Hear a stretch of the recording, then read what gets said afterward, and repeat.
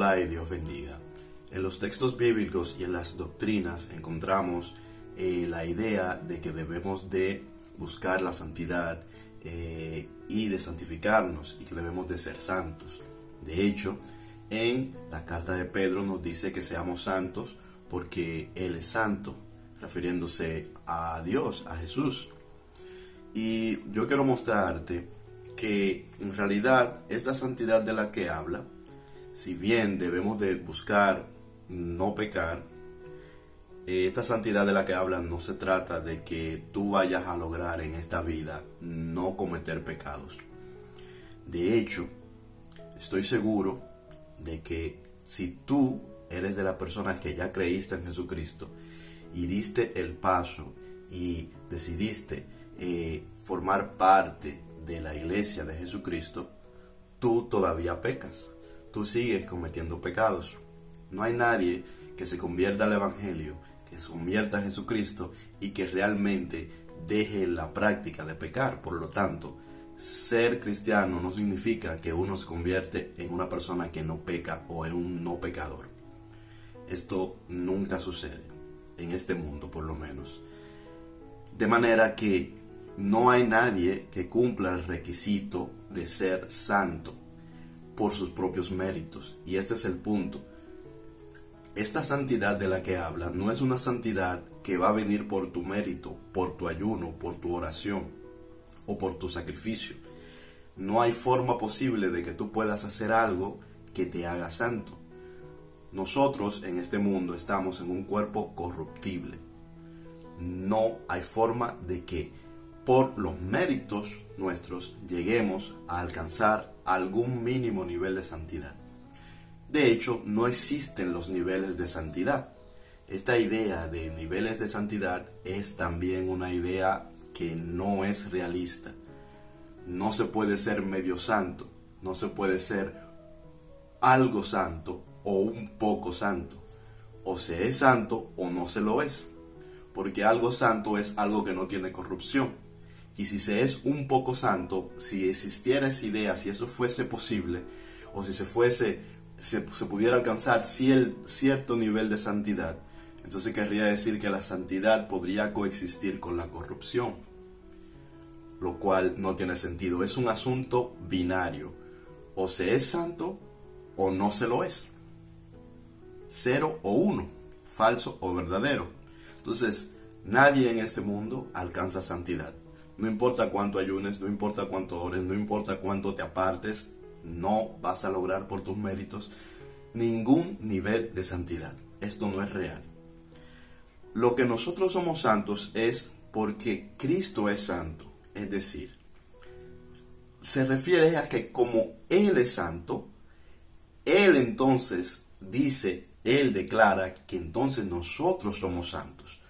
No porque en la práctica lo seamos, sino porque Él nos adjudica su santidad a nosotros. Él se ha puesto en nuestro lugar, Él ha pagado por nuestros pecados que lo hemos cometido, los cometemos y en este mundo los seguiremos cometiendo. Él ha pagado por esos pecados, entonces Él nos declara santos. Él nos ve santos. Él nos juzga santos. Ese es justamente, siempre lo digo, es el juicio que hace Jesús sobre el mundo. Jesús juzga al mundo como santo. Entonces vamos a leer en el capítulo 5 de Romanos, dice, a partir del verso 8 dice, mas Dios muestra su amor para con nosotros en que siendo aún pecadores, Cristo murió por nosotros, pues mucho más, estando ya justificados en su sangre, por Él seremos salvos de la ira. Porque siendo enemigos fuimos reconciliados con Dios por la muerte de su Hijo. Mucho más, estando reconciliados, seremos salvos por su vida. Así dice esta palabra. Entonces, asimismo, somos justificados por Cristo. Nunca vamos a ser justos por nosotros mismos. No importa, esta idea del mérito. Por eso estoy haciendo este video. Porque veo que se apropia muchas veces una idea de que podemos alcanzar méritos de santidad o niveles de santidad por las cosas que hacemos o no hacemos. Y eso, te lo digo claramente, solamente son apariencias. Es decir, una persona que se dice de sí misma que ha alcanzado un cierto nivel de santidad, o que se dice de ella por otros que tiene niveles de santidad, lo que está hablando es de apariencias. Porque te aseguro que esa persona peca y peca todos los días, porque todos pecamos. Y no es solamente que lo hagamos en actos, porque los pecados no están en los actos, sino que están en el corazón, están allí dentro. Y por más justificados que somos, no dejamos en este mundo de pecar. Esa es la realidad. Entonces, en Primera de Juan, capítulo 2, vamos a leer y dice así: Hijitos míos, estas cosas os escribo para que no pequéis. Y si alguno hubiere pecado, abogado tenemos para con el Padre, a Jesucristo el justo. Es decir, obviamente debemos de no perseverar en el pecado, pero la realidad es que aún así, que aún habiendo tomado la decisión de no pecar, vamos a pecar. Pero cuando eso sucede, lo que nos está diciendo es que tenemos abogado, a Jesucristo, que aboga por nosotros. Y yo diría que más que abogado, que aquí nos dice que es el justo, también, es el que nos justifica, porque es el que nos juzga como santos, justamente. Es el que nos juzga como a sí mismo. Porque, entendamos esto, lo que sucede es que Jesús, cuando nos juzga como a sí mismo. Jesús nos dice a nosotros que nosotros amemos a los demás como nosotros mismos, y que hagamos a los demás lo que nosotros queremos que hagan con nosotros. Y eso es lo que Jesús hace. Jesús se pone en el lugar de nosotros y Él nos juzga como si fuese a sí mismo. Como Jesús es santo, entonces Él nos juzga a nosotros como si fuese a sí mismo. Nos juzga como santos. Es decir, Él hace todo aquello bueno que alguien quisieran por Él. Él lo hace hacia nosotros. Él cumple su mandamiento de amor, que es el mandamiento que Él nos da, que hagamos a los demás como queremos que hagamos a nosotros, que amemos a los demás como a nosotros mismos, y al Señor nuestro Dios sobre todas las cosas. Esta es la forma como Jesús nos lo muestra de manera efectiva y eficaz, porque no solamente es una muestra, sino que es algo eficaz, es lo que nos proporciona la salvación, es lo que nos va a dar en la manifestación, en la resurrección, la vida eterna. Entonces seguimos leyendo y dice: y Él, o sea Jesús, es la propiciación por nuestros pecados, es decir, es lo que se pone por nuestros pecados. Y no solamente por los nuestros, no solamente por los que hemos creído, no solamente por... Es decir, Jesús no es propiciación solamente para lo que ya hemos creído. Y dice, sino también para los de todo el mundo. Así es. Jesús ha sido bueno, ha puesto su vida y declara inocente y declara santo a todo el mundo. Yo siempre repito, por eso es que Jesús dice en la cruz, perdónalo porque no saben lo que hacen. Ese es el justo juicio. Ese es el juicio de Jesús. No es el juicio de condenación, sino el juicio de salvación. Para eso es que Jesús hace juicio, para salvar. Esa es la única función de su juicio, salvar, justificar, decir, tú has pecado, pero yo declaro que eres inocente. Yo declaro que no sabías lo que hacías. Yo declaro que tú eres santo, porque yo soy santo. Yo te juzgo como a mí mismo. Te juzgo en mí mismo. Si Jesús nos juzgara según nosotros, nadie se salvaría, señores. Nadie se salvaría. La santidad está en Él. Y Él nos declara santos según su santidad, no según nuestros méritos. Nosotros no tenemos ningún mérito. Y allí es donde quiero que vayamos y que entendamos. Juan dice, en este libro también, que todo aquel que no ama es porque no ha conocido a Dios, porque Dios es amor.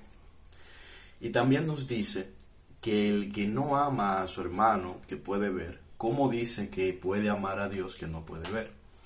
Y esto lo digo recordando ese mandamiento que acabo de mencionar hace un momento, que es amar a Dios sobre todas las cosas. No hay formas de amar a Dios sobre todas las cosas sin amar al hermano. Y amar al hermano significa no rechazar también al hermano, no rechazar al prójimo. El último video que hice fue sobre el asunto de la comunión y de cómo Jesús lavó los pies de todos, sabiendo que son pecadores. Jesús vino a tener comunión con los pecadores y a declarar al pecador santo. Entonces nosotros muchas veces, también por ese asunto de los niveles de santidad, podemos comenzar a discriminar a la gente, a discriminar sea positiva o negativamente. Positivamente es cuando lo discriminamos de la manera correcta, que sería como enseñó Pablo, pensando que los demás son incluso superiores a nosotros. Eso está bien. Pero negativamente, esto es decir, eso se aúna a que entonces podemos comenzar a discriminar a otros negativamente, diciendo, bueno, esta persona no tiene los niveles de santidad que tiene esta otra, no tiene por tanto los méritos para ser santo. La santidad no viene por méritos propios. Hay cierta, ¿cómo se diría? Cierta cosa buena en meditar, en orar. Puede ser útil de manera personal ayunar para, digamos, escapar un poco de las cosas y de concentrarse tanto en las necesidades del cuerpo, para poner un poquito tal vez la mente más en la oración, acercarse a Dios, escuchar su voz, a conocerle. Porque conocer a Dios es algo que nos es siempre de mucho provecho, es algo que nos sirve en nuestra vida y es algo que va a afectar incluso a las personas que están a nuestro alrededor positivamente, el que tú conozcas cada vez más a Jesús. Y por eso, esta es una de las razones de las que hacemos esto, que conozcamos más a Jesús. Porque el que conoce a Jesús no le rechaza. Eso es así, yo siempre lo digo. El que rechaza a Jesús es porque no lo conoce, porque sabe de un Jesús que no es el Jesús real, no es como Él es. El Jesús real es este, y a veces ir a esa oración, ir a ese apartarse, puede ayudarte a conocer a Jesús, pero no te va a dar más santidad, porque no hay niveles de santidad siquiera. Lo que hay es santidad o no santidad. Y somos santos porque Él es santo, porque Él nos declara santos, no porque hagamos ayuno, oración, porque nos apartemos, porque demos a los pobres. No, todas esas cosas son buenas, pero no te van a hacer más santo, ni te van a dar niveles de santidad, porque eso no existe. Conocer a Jesús es precioso, es bonito, es provechoso y sirve, es bueno. Y la invitación a que cada cual según su manera, porque la relación con Dios tiene que ser algo personal. No puede ser algo que sea subsidiado, no puede ser algo que sea a través de otra persona.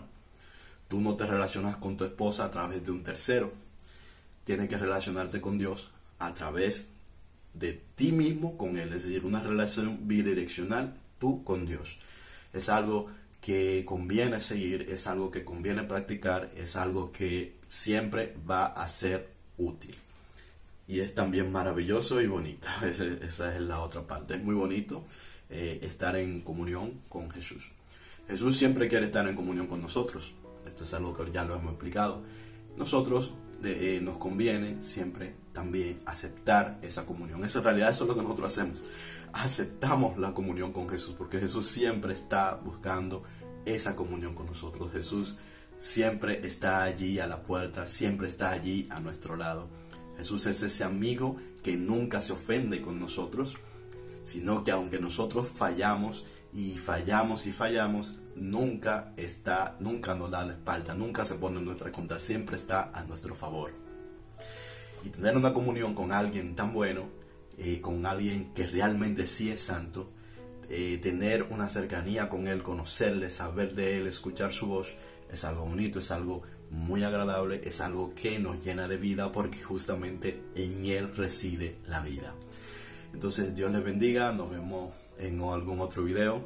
Espero que como siempre esto les sea de utilidad y de bendición. Nos vemos, chao.